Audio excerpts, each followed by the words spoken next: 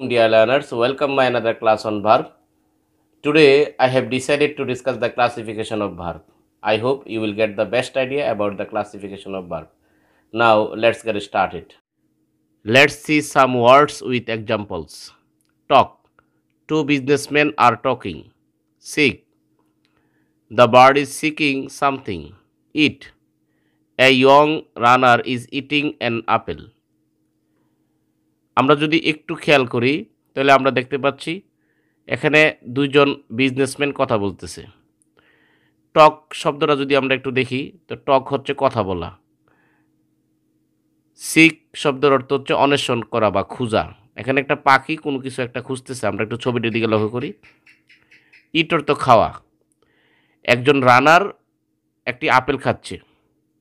তো এখানে আমরা তিনটা শব্দ বিশ্লেষণ করলে পাচ্ছি যে টক অর্থ কথা বলা, সিক অর্থ অন্বেষণ করা বা খোঁজ করা, ইট অর্থ খাওয়া। এক্ষেত্রে আমরা দেখতে পাচ্ছি যে এই শব্দগুলো দিয়ে কোনো না কোনো কিছু হচ্ছে বা কোনো কাজ করা হচ্ছে। যেমন টক দিয়ে কথা বলার কাজ সম্পূর্ণ হচ্ছে, সিক দিয়ে খোঁজ করার কাজ বা অন্বেষণ করার কাজ সম্পূর্ণ হচ্ছে, ইট দিয়ে খাওয়ার কাজ সম্পূর্ণ হচ্ছে। তাহলে আমরা এই পর্যায়ে বুঝতে পারলাম যে ভার্ব হচ্ছে, অর্থাৎ আমরা আজকের টপিকস কি হবে সেটা আমরা একটু অনুমান করতে পারতেছি। What is verb? The word which refers to doing something, being something, having something is called verb. Let's see some example. Everyone wants happiness. Kamal has a luxurious car. Runa is singing a song. I can run quickly. She works hard. আমরা এখানে এই ওয়ার্ডগুলো দেখি একটু লক্ষ্য করি। Wants, has, is singing, run, works. এই প্রত্যেকটা শব্দ দিয়েই কোনো না কোনো কাজ করা বোঝাচ্ছে। সুতরাং আমরা বলতে পারছি যে ওয়ান্ট হচ্ছে একটি ভার্ব, হ্যাজ হচ্ছে একটি ভার্ব, সিঙ্গিং হচ্ছে একটি ভার্ব, রান হচ্ছে একটি ভার্ব, ওয়ার্কস হচ্ছে একটি ভার্ব। অর্থাৎ যেই ওয়ার্ডটা দ্বারা কোনো কিছু কাজ করা বোঝায় সেই ওয়ার্ডটাই ভার্ব। কোনো কিছু কাজ করা, হওয়া, থাকা ইত্যাদি। একটা ভার্ব এমন ভার্ব জাতীয় শব্দগুলো হচ্ছে এরকম যে এগুলো দিয়ে কোনো কিছু করা, হওয়া, যাওয়া ইত্যাদি বোঝানো হয়। যদি ভার্বের প্রকারভেদের দিকে লক্ষ্য করি তাহলে আমরা দেখতে পাবো কাইন্ডস অফ ভার্ব। বেসিক্যালি ব্যবহারের দিক থেকে ভার্ব দুই প্রকার। According to use, verb is of two kinds such as finite verb and non finite verb. তাহলে আমরা যদি ব্যবহারের দিকে চিন্তা করি তো সেন্টেন্সে আমরা ভার্ব ব্যবহার করতে পারি দুইটা পদ্ধতিতে। একটা হচ্ছে ফাইনাইট ভার্ব, আর একটা হচ্ছে কি নন ফাইনাইট ভার্ব। এই দুই পদ্ধতিতেই আমরা সেন্টেন্সের মধ্যে ভার্ব ব্যবহার করে থাকি। ফাইনাইট ভার্ব হচ্ছে কি the verb which completes the full meaning of sentence and is used according to tense is called finite verb. যে ভার্বটা বাক্যের সম্পূর্ণ অর্থ প্রকাশ করে এবং টেন্স অনুযায়ী ব্যবহার করা হয় সেই ভার্বটাই হচ্ছে কি ফাইনাইট ভার্ব। আমরা এক কথা বলতে পারি ফাইনাইট ভার্ব ছাড়া কোনো সেন্টেন্স হবে না। That means without finite verb we can't make any sentence. Let's make an example. Rina loves her parents. এখানে লাভ শব্দটা হচ্ছে ফাইনাইট ভার্ব। এই ভার্বটা একটা টেন্স গ্রহণ করছে। The sentence is present indefinite tense. আমরা এবার নন ফাইনাইট ভার্বটা একটু দেখি। নন finite verb, the verb which is used according to its meaning and does not complete the full meaning of sentence is called non-finite verb. যে ভার্বটা অর্থ অনুসারে ব্যবহার করা হয়ে থাকে সাধারণত, কিন্তু সে টেন্সের সাথে কোনো সম্পৃক্ততা থাকে না, টেন্সের নিয়ম অনুসারেও ব্যবহার করা হয় না এবং সেন্টেন্সের সম্পূর্ণ অর্থ প্রকাশ করে না, এটা হচ্ছে একটা নন ফাইনাইট ভার্ব। আমরা যদি এক কথায় বুঝি নন ফাইনাইট ভার্ব হচ্ছে একটা অতিরিক্ত ভার্ব যেটা সেন্টেন্সের অর্থের সৌন্দর্য বৃদ্ধি করবে, but it will not be related to tense and passive. এটা টেন্স এবং পেসিভের সাথে রিলেটেড হবে না। আমরা এক্সাম্পলটার দিকে লক্ষ্য করি। আই ওয়ান্ট টু বাই এ বুক। এখানে টু বাই হচ্ছে একটা নন ফাইনাইট ভার্ব, কারণ এই ভার্বটার সাথে টেন্সের কি নাই, কোনো সম্পর্ক নাই। এখানে আমরা টেন্স অনুসারে যে ভার্বটা লিখছি ওয়ান্ট, এটা হচ্ছে টেন্স অনুসারে ভার্বটা লিখলাম, এটা হচ্ছে ফাইনাইট ভার্ব। আর টু বাই হচ্ছে কি নন ফাইনাইট ভার্ব। তাহলে আমরা বুঝতে পারলাম নন ফাইনাইট ভার্ব হচ্ছে এমন একটা ভার্ব যে ভার্বটা টেন্স ছাড়া ব্যবহার করা হবে, just depending on the meaning, শুধুমাত্র মিনিংয়ের উপর ভিত্তি করে, and it will help to extend the meaning of the sentence. এই ভার্বটা সেন্টেন্সের অর্থটাকে বর্ধিত করবে। Kinds of finite verb. আমরা এবার ফাইনাইট ভার্বের প্রকারভেদটা দেখি। Finite verb is of two kinds such as, finite verb হচ্ছে দুই ধরনের, such as principal verb, auxiliary verb. আসলে প্রিন্সিপাল ভার্ব কি, অক্সিলারি ভার্ব কি? ফাইনাইট ভার্ব মূলত দুই প্রকার হয়ে থাকে, প্রিন্সিপাল ভার্ব এবং অক্সিলারি ভার্ব। প্রিন্সিপাল ভার্ব হচ্ছে এমন একটা ভার্ব যেটা বাক্যে স্বাধীনভাবে ব্যবহার করা হয় এবং অর্থ স্বাধীনভাবে প্রকাশ করে। The verb which express its meaning by itself and is used independently in the sentence is call principal verb. Principal verb হচ্ছে এমন একটি ভার্ব যে ভার্বটা সেন্টেন্সের অর্থ প্রকাশ করার জন্য অন্য কোনো ভার্বের উপর নির্ভর করে না, স্বাধীনভাবে এটার অর্থ প্রকাশ করে থাকে। আমরা যদি লেটস মেক এন এক্সাম্পল, আমরা যদি একটা এক্সাম্পল তৈরি করি, Firoz works regularly in the morning. Firoz নিয়মিত সকালে হাঁটে। এখানে ওয়ার্কস শব্দটা হচ্ছে একটা প্রিন্সিপাল ভার্ব, এই ভার্বটা নিজেই তার সম্পূর্ণ অর্থটা প্রকাশ করেছে। আমরা এই প্রিন্সিপাল ভার্বটা মূলত ব্যবহার করা হয় অ্যাকর্ডিং টু টেন্স, টেন্স অনুসারে আমরা ব্যবহার করব। Sometime we can follow the rules of passive also, আমরা মাঝে মাঝে পেসিভের রুলও ফলো করতে পারি। তো প্রিন্সিপাল ফাইনাইট ভার্ব দুই রকম, principal verb and auxiliary verb. Principal verb হিসেবে আমরা যে ভার্বগুলোকে চিহ্নিত করি সেই ভার্বগুলো হচ্ছে স্বাধীনভাবে অর্থ প্রকাশ করবে সেন্টেন্সে, অন্য কোনো ভার্বের সহযোগিতা লাগবে না।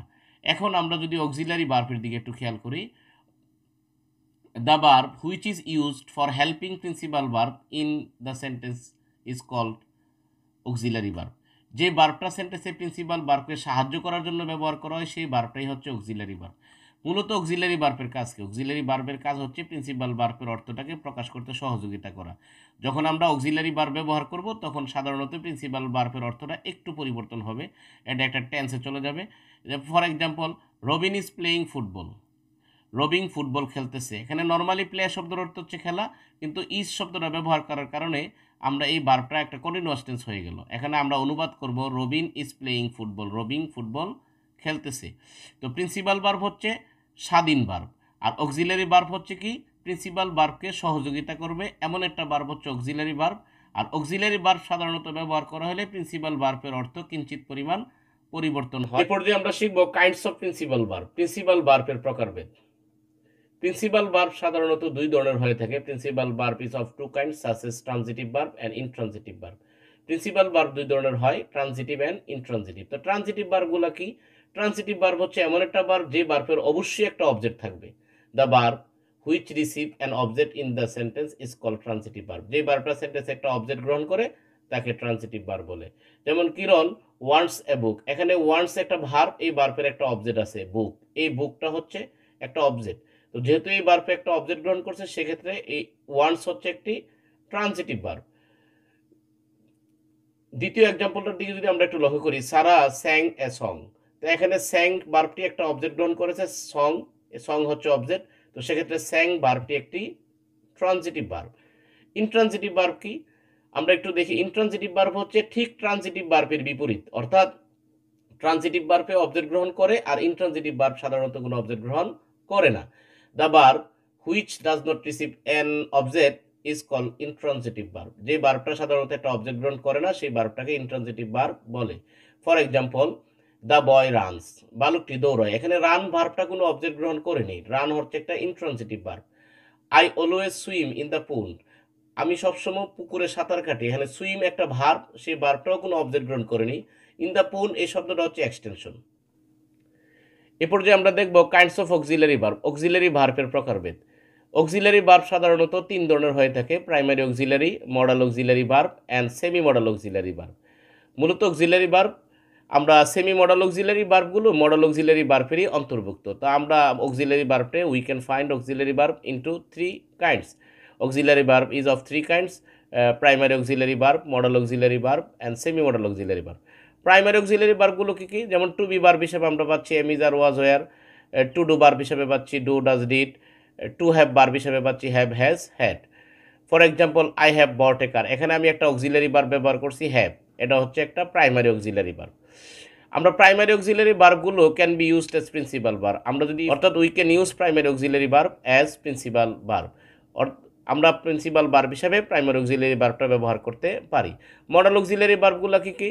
মডাল অক্সিলারি ভার্বগুলো হচ্ছে can, could, shall, should, may, might, will, would, must, এগুলো হচ্ছে কি modal auxiliary verb.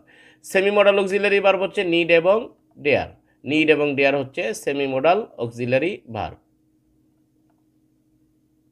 Let's see some example, চলো আমরা কিছু এক্সাম্পল দেখি। জন ওয়াজ সুইমিং, জন সাঁতার কাটছে। এখানে ওয়াজ হচ্ছে একটা auxiliary verb, Robin is talking to his friend. Is হচ্ছে এখানে একটা auxiliary verb. They have played football. I don't like lazy person. He did not go to school. Rina is a beautiful girl.